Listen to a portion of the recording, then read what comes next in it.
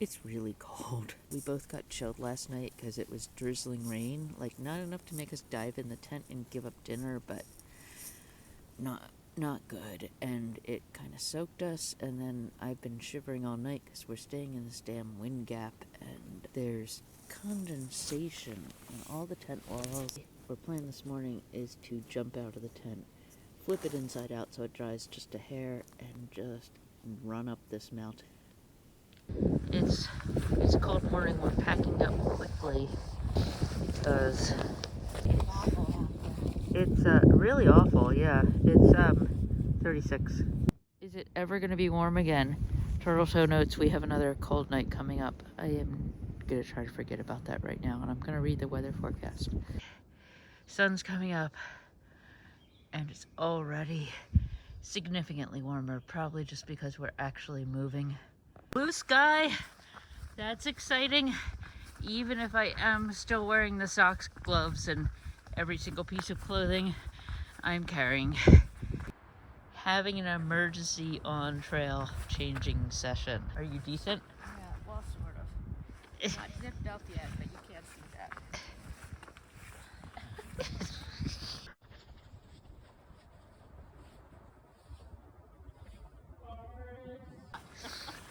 I'll do it myself.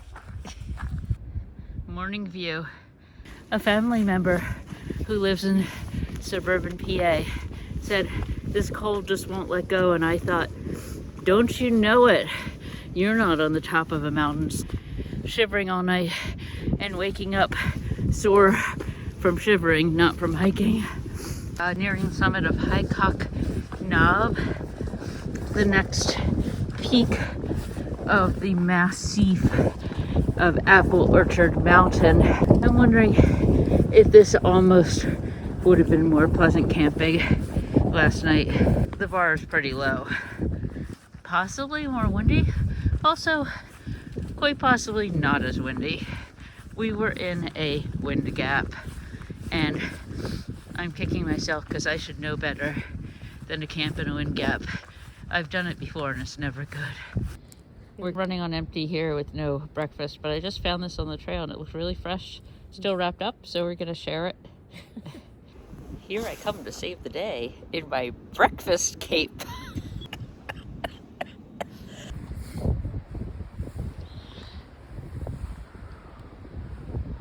I look cold? Because that's very important that I look cold. I'm still in pinniped mode here. Pinniped mode.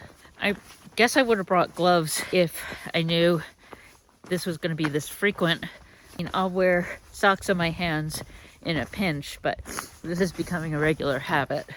We're both curious about how far we're going to go today, but really it's too cold to stop and look. And we had breakfast at the top of the hill in the wind, and I had to pack up and go before I died of hypothermia. So we're both still recovering from that. The trail is a bit rocky, so probably should pay attention before I fall on my face, in addition to being cold and miserable. Interestingly, we've already seen 5 day hikers and 1 trail runner out just enjoying themselves on this frigid Virginia morning at elevation. Some nice smooth trail, so I have some commentary. We were just talking this morning about how the wind that we could hear last night, it sounds like a jet engine revving up, and you can hear it coming, and it's kind of scary. Like you just want to batten down everything and hold on, and it keeps coming over and over in cycles. I've been in a lot of windy places, but somehow it strikes me different here. I'm not sure why. Maybe it's these big valleys with these mountains just rising up super high and funneling the wind. Something's just generating this gust, and you can hear it building and threatening. It's scary. I remember hearing it on Springer, our first night on trail last year, and it kind of freaked me out. It's finally kind of mild. I mean, it's 40. The wind has died and there's a little bit of sun. And oh my, we should have had breakfast here. I don't know what I was thinking. Picked a bad campsite, picked a bad breakfast spot, but we've survived and I'm gonna try to make better choices. There might be a shelter in the future. Apparently, this is super unusual for it to just be kind of consistently cold. I think it's running 10 to 20 degrees below average here.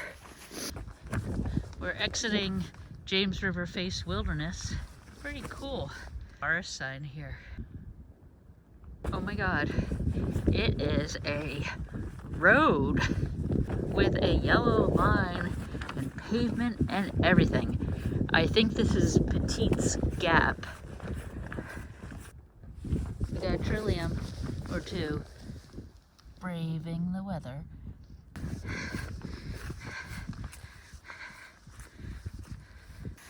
We're finally getting a little sunshine here and I can actually take some things off and start letting go of that cold stress.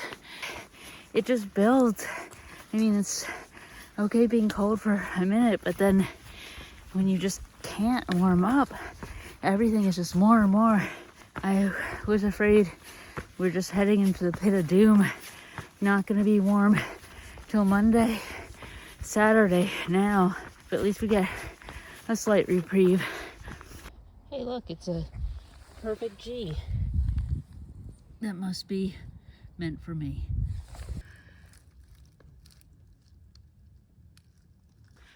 It's a view worth checking out. We got some very freshly raked water culverts. Thank you, trail maintainers. This section is looking really good. Hi, Burl. We are approaching some sort of civilization here. Full on steps.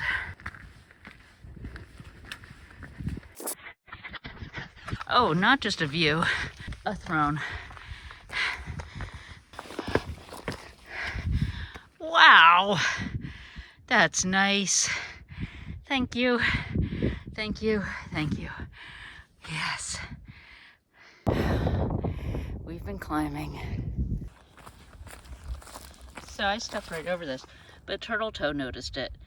It says 300, but honestly that makes no sense because the 800-mile mark is like 20 miles from here.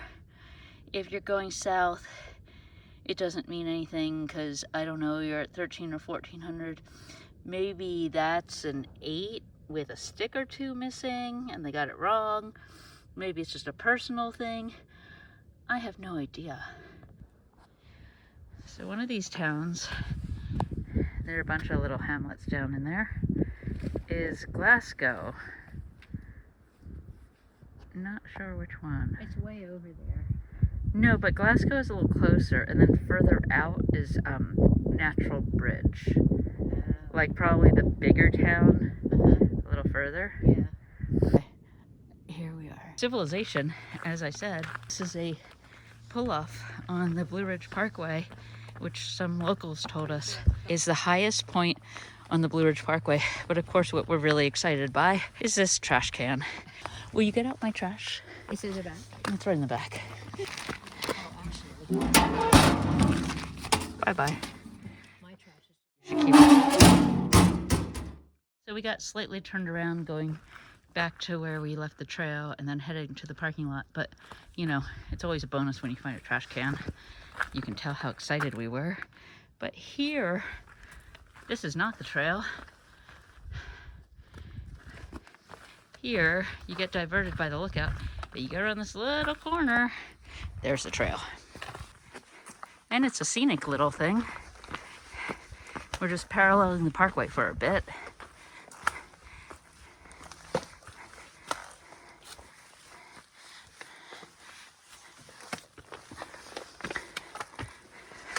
Correction, this is the highest point on the Blue Ridge Parkway.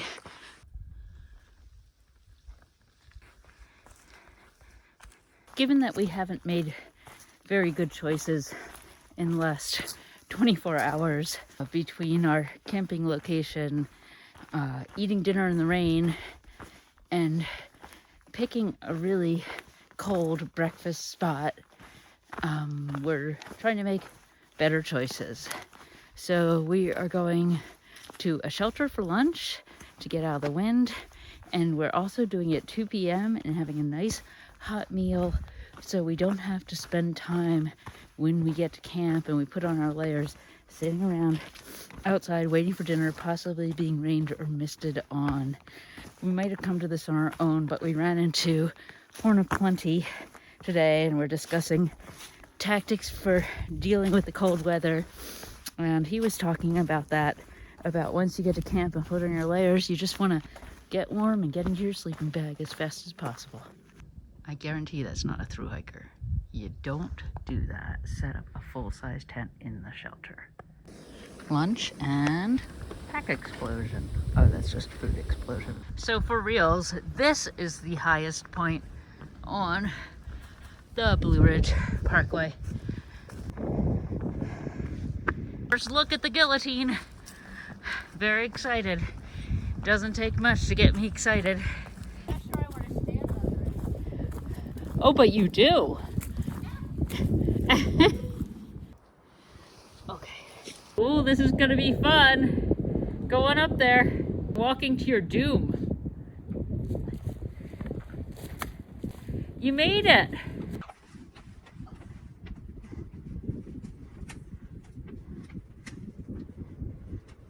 Step. Aruga. You have to come back down.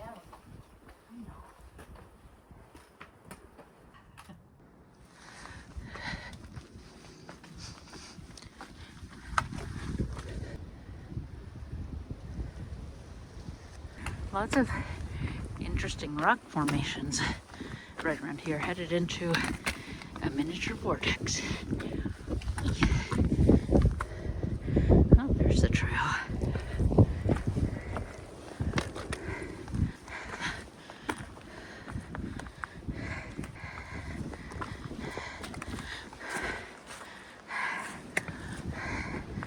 Oh.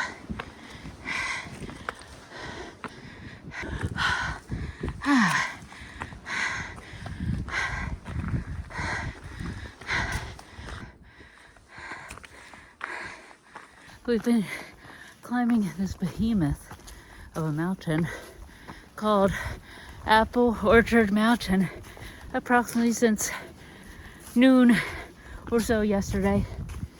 And it's after 3 p.m. today, and we're just reaching the summit. Never been an apple orchard at the top, or at least that's not why it's named that. It's named Apple Orchard Mountain because the oak trees look like gnarled old apple trees.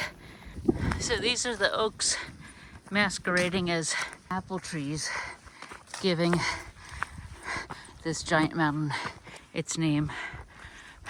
Kind of lovely, probably more so because it's actually a bit sunny. Sun's out, we're at the top of this mountain. I forgot what sun looks like. Just kidding.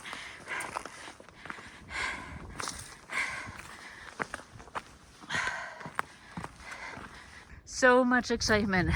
There's the FAA golf ball communications tower, although it certainly is not putting out a cell signal. And then another sign, Thunder Ridge Wilderness. We switched in George Washington National Forest to Jefferson. We made it. You're excited. At last. Oh my gosh. Was that one of the longest mountains you've ever climbed? I think it was. It was all day. No, it was like 2 days. Well, 2 days. It was definitely, Sort of. It was definitely all today. Yeah.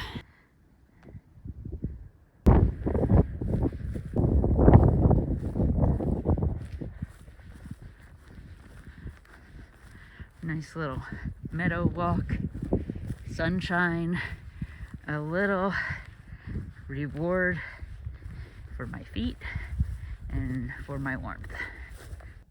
There are just views everywhere. I can't get enough. This is the east side of the ridge. It's really beautiful in here. And protected from the wind.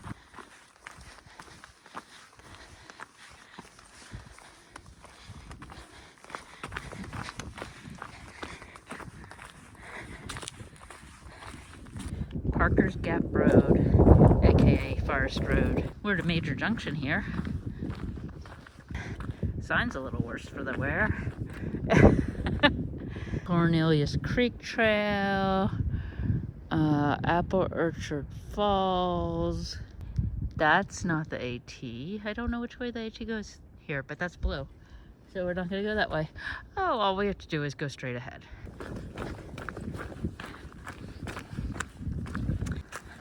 There's our trusty Blaze. This is exactly the kind of trail that is going to kill my ankle. Just enough that you can really trip on it. Not enough that you really have to pay attention. Pretty though. Heading through a nice bowl with creeks in it. Second to last hill of the day. Headed into a shelter at a reasonable time. Looks like we suddenly landed in leprechaun land. Just totally out of the blue. From the brown forest to a river of moss.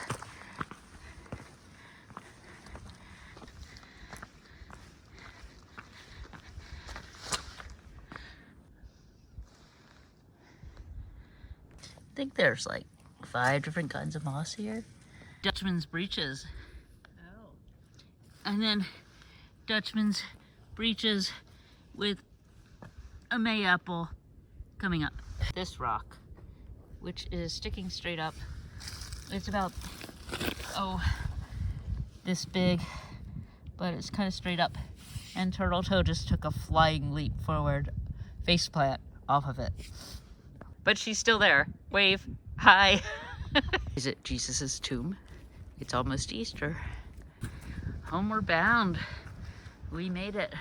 Cornelius Creek. Just one other guy here. He seems really reasonable, but he doesn't like staying in shelters, and neither do we. So I think probably none of us are going to stay in the shelter unless something goes horribly wrong. But we are hiking up behind the shelters of some campgrounds.